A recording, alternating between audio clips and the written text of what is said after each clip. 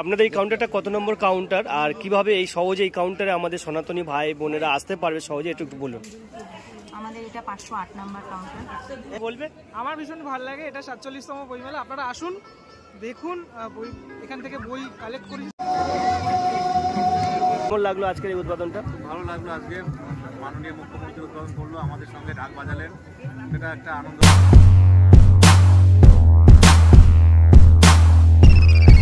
আজ 18 জানুয়ারি আর আজ শুরু হচ্ছে কলকাতা আন্তর্জাতিক বইমেলা।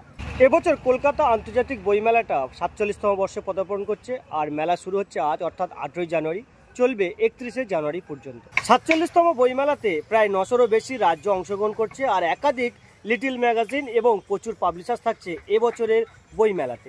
গত বছর কলকাতা বইমেলার টোটাল বিজনেস হয়েছিল 23 কোটি টাকার উপরে। এবছর বইমেলার থিম থাকছে কান্ট্রি ব্রিটেন অর্থাৎ ব্রিটেন। তো আজকের এই ব্লগে আমি মূলত তোমাদের কলকাতার এই যে বইমেলা 47তম বইমেলা সম্পূর্ণ অংশটুকু দেখাবো, বেশ কয়েকটা কাউন্টার পাবলিশার্স তোমাদেরকে ঘুরিয়ে দেখাবো। তো এই ব্লগটা সম্পূর্ণ দেখতে থাকো আর ভালো লাগলে লাইক শেয়ার কমেন্ট করে দিও। সকাল থেকে মেঘাচ্ছন্ন আকাশ আর এখন টিপটিপ করে বৃষ্টি পড়া শুরু হয়েছে। তো আমাকে যেতে হবে সেন্ট্রাল পার্ক। তো সেন্ট্রাল পার্ক যাওয়ার জন্য আমি শিয়ালদা থেকে মেট্রো ধরবো এবং আমাকে করুণাময়ীতে নামতে হবে। এখন কিন্তু মেট্রোতে আগের মতো সেই টোকেন সিস্টেম নেই, এখন একটা স্ক্যানার টিকিট করেছে আর এই টিকিট নিয়ে কিন্তু আমাকে আজকে করুণাময়ী যেতে হবে। তো চলো ফাইনালি করুণাময়ী স্টেশনে চলে এসেছি আর এখান থেকে আমাকে বেরিয়ে যেতে হবে। আর করুণাময়ী স্টেশন থেকে বেরোলেই কিন্তু এই যে বইমেলাটা চলছে আজকের বইমেলাটা শুরু।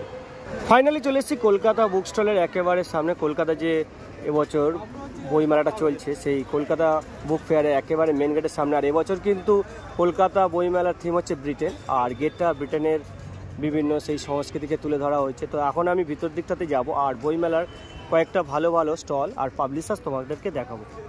সবেমাত্র বইমেলায় পৌঁছেছি আর এখানেও সবে বৃষ্টি শুরু হয়েছে। এতক্ষণ কিন্তু মাঝপথে বৃষ্টি হয়নি আর এখন সবেমাত্র বইমেলার একেবারে প্রথম অংশে পৌঁছেছি আর বৃষ্টি শুরু হয়েছে। এদিকে কিন্তু একটা কাউন্টার রয়েছে যোগদা যৎসঙ্গ সোসাইটি অফ ইন্ডিয়ার আর এখানে লেখা রয়েছে everything else can wait but your search for God can not wait. তো চলো এই যে কাউন্টার 404 নম্বর একটা কাউন্টার, তো এই কাউন্টারে একটু দেখাই কি কি রয়েছে।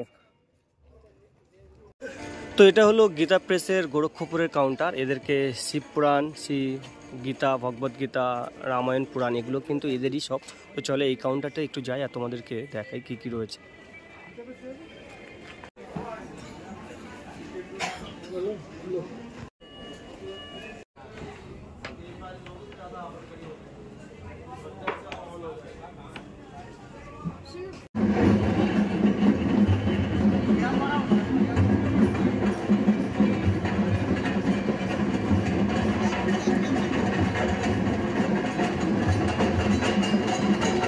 এই মুহূর্তে উদ্বোধন হয়ে গেল 47তম বর্ষের বইমেলা আর এই সময় একটু আগেই মমতা ব্যানার্জি, মাননীয় মুখ্যমন্ত্রী মমতা ব্যানার্জি এসেছিলেন এবং জাগো বাংলার স্টলটা তোমরা দেখতে পাচ্ছ। এই সবই কিন্তু উদ্বোধনটা হয়ে গেল 47তম যে বইমেলা রয়েছে সেই বইমেলার।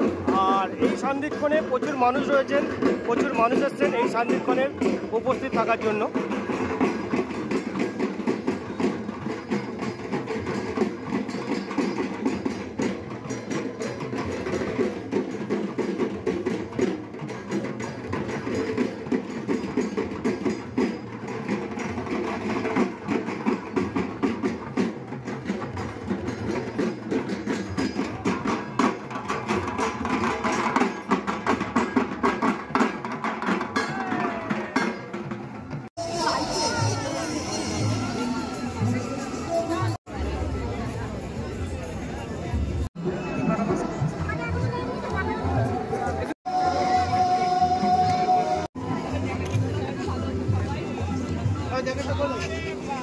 এই মুহূর্তে পেয়ে গেছি দাদা শিবপদ দাসকে। তো আজকের এই যে 47তম কলকাতা বইমেলা যে উদ্বোধন হয়ে গেল, তো ওনারা ঢাকি অর্থাৎ ঢাক নিয়ে এই উদ্বোধনের সাক্ষী ছিলেন। তো ওনার সঙ্গে একটু জেনে নেব কেমন লাগলো আজকের এই উদ্বোধনটা। ভালো লাগলো। আজকে মাননীয় মুখ্যমন্ত্রী উদ্বোধন করলো, আমাদের সঙ্গে ঢাক বাজালেন, এটা একটা আনন্দের বিষয়, খুব ভালো লাগলো। কোথা থেকে এসেছেন দাদা?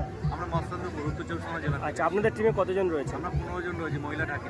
আচ্ছা, আপনাদের এই টিমটা মহিলা ঢাকি যারা রয়েছে এগুলো আপনাদের টিমের লোক, আপনারা সবাই ওই একই জায়গা থেকে এসেছেন? হ্যাঁ, মস্তানপুর থেকে।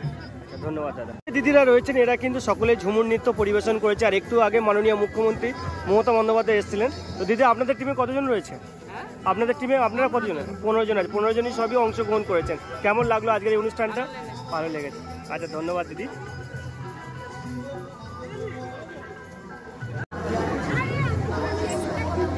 জাগো বাংলার এই যে গেটটা রয়েছে, এই গেটটা থেকে ভিতরে কিন্তু প্রোগ্রাম চলছে, বাউল নৃত্য চলছে, আর একেবারে মাঝে দ্য কনস্টিটিউশন অফ ইন্ডিয়া অর্থাৎ ভারতের সংবিধানের যে খসড়া কমিটি হয়েছিল, যে খসড়া হয়েছিল সেটার আদলে কিন্তু মণ্ডপটা করা হয়েছে। চলো ভিতরে যাই, তোমাদের বাউল গানটা চলছে সেটা একটু দেখাই।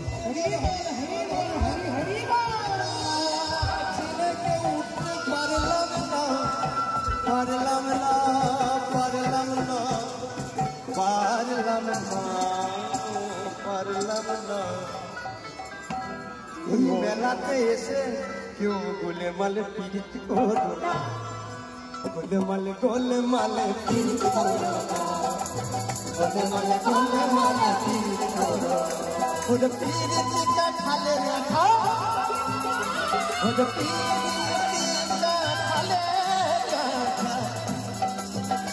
ওরে পিড়িতটা খালে রাখা, সেই আঠা এই জায়গাটা ফেভিকুইক নয়, টেন্ডারও নয়, আর ফেভিকলও নয়। দেখেছো আঙুল ভাঙলে বলছে সে আঠা লাগলে পরে ছাড়া যাবে ওটা খেপে। আজকের এই 47তম বই মেলায় আমার নীলদাকে পেয়ে গেছি। নীলদাকে দেখলে সত্যি খুব ভালো লাগে, অনেক স্ট্রাগল করে। আর আজকের প্রচন্ড আওয়াজ হচ্ছে, শব্দ হচ্ছে, জানি না কতটা আসবে। প্রথম দিন এরা হয়, প্রথম দিন প্রচন্ড আওয়াজ হয়, শুধুমাত্র প্রথম দিন না, প্রত্যেক দিন এই প্রোগ্রামটা হয়ে থাকে। আর এই যে মেন যে আজকে যে মেন গেটটা হয়েছে ভারতীয় সংবিধানের যে প্রস্তাবনা, যে কনস্টিটিউশন অফ ইন্ডিয়ার, ঠিক তার পাশে আমি নীলদাকে পেয়ে গেছি। আর এই বইমেলাতে আমি আশা করিনি যে নীলদাকে দেখতে পাবো, কিন্তু উনি তো প্রত্যেক বছরই আছে। আমি তো প্রত্যেক বছর আগের গত বছরে এসেছিলাম, তো আজ এই সন্ধিক্ষণে নীলদাকে পেয়েছি। নীলদা কিছু বলবে? আমার ভীষণ ভালো লাগে, এটা 47তম বইমেলা। আপনারা আসুন, দেখুন, বই এখান থেকে বই কালেক্ট করেছি, সংগ্রহ করুন। বই এমন একটা জিনিস না, মানে আজীবন মানুষের সাথে জুড়ে থাকবে, জন্ম থেকে মৃত্যু। এটুকুই বলবো, ভালো থাকুন আপনারা। আর একটা ব্যাপার, আমি যেহেতু জয়নগর থেকে এসেছি, নীলদাকে কিন্তু আমি জয়নগরে একবার ইনভাইট করেছিলাম। নীলদা আমার কমেন্টটা করেছিল, কিন্তু যেতে পারিনি। তো আরো একবার নীলদাকে ইনভাইট করলো আমাদের জয়নগরে আসার জন্য। জয়নগর এবং বহুরুর যে স্পেশাল মোয়া রয়েছে সেটা ঘোরাবো, এবং চত্বরে আমার যে এন্টার জয়নগর রয়েছে সেটাও ঘুরিয়ে দেবো। এবং নীলদাকে কিন্তু এখন আলাপ হয়ে গেল, এবার আমাকে নিয়ে যাবে জয়নগরের মোয়া খেতে, আমি যাবো। Thank you. আর যারা যারা দেখছেন চ্যানেলটাকে অবশ্যই সাবস্ক্রাইব করুন, লাইক করুন, কেননা আমাদের এই যে লাইক সাবস্ক্রাইব এইগুলো আপনারা দেখে ভালো লাগলে করলে তাহলে অবশ্যই আরো কাজ করার যে উদ্যমটা সেটা জাগে। থ্যাংক ইউ নীলদা। এবছর কিন্তু বইমেলার অন্যতম একটা বিষয় থাকছে সংবিধান বাঁচাও দেশ বাঁচাও, অর্থাৎ দেশকে সঠিকভাবে পরিচালনা করতে গেলে সংবিধানের যে একটা গুরুত্ব রয়েছে সেটাই অ্যাকচুয়ালি তুলে ধরার চেষ্টা করা হচ্ছে। আর এই দিকটাতে ভারতের যে সংবিধানের প্রস্তাবনা সেটাকে তুলে ধরা হয়েছে। আর যে মেন অংশটা সেটা কিন্তু কনস্টিটিউশন অফ ইন্ডিয়ার, অর্থাৎ সংবিধানের যে প্রচ্ছদ, সংবিধানের যে উপরের অংশ সেটার আদলে কিন্তু এটাকে রূপ দেওয়া হয়েছে। চলো এবার জাগো বাংলার যে স্টলটা রয়েছে সেই স্টলের ভিতরে যাই এবং তোমাদেরকে জাগো বাংলায় এবারে দিদির কি কি বই রয়েছে সেগুলো একটু দেখাই। এখানে প্রচুর দিদির বই রয়েছে, আমার পাহাড়, দুয়ারে সরকার, জীবন সংগ্রাম, সবুজ বাংলা, তারপরে মনে করো কন্যার চোখে কন্যাশ্রী, অর্থাৎ দিদির যে সমস্ত বইগুলো সেগুলো কিন্তু এখানে স্টলেতে রাখা রয়েছে। যারা দিদির বই পড়তে যাও আর কি, যারা দিদির ভক্ত তারা অবশ্যই এই স্টলটাতে তো ভিজিট করবে। এখানে রয়েছে মমতা ব্যানার্জির গদ্য সমগ্র রয়েছে, জীবন সংগ্রাম রয়েছে, সিঙ্গুর জয়ী রয়েছে, পরিবর্তন রয়েছে, এই প্রচুর দিদির যে বইগুলো, দিদির স্মরণী এইগুলো তো রয়েছে।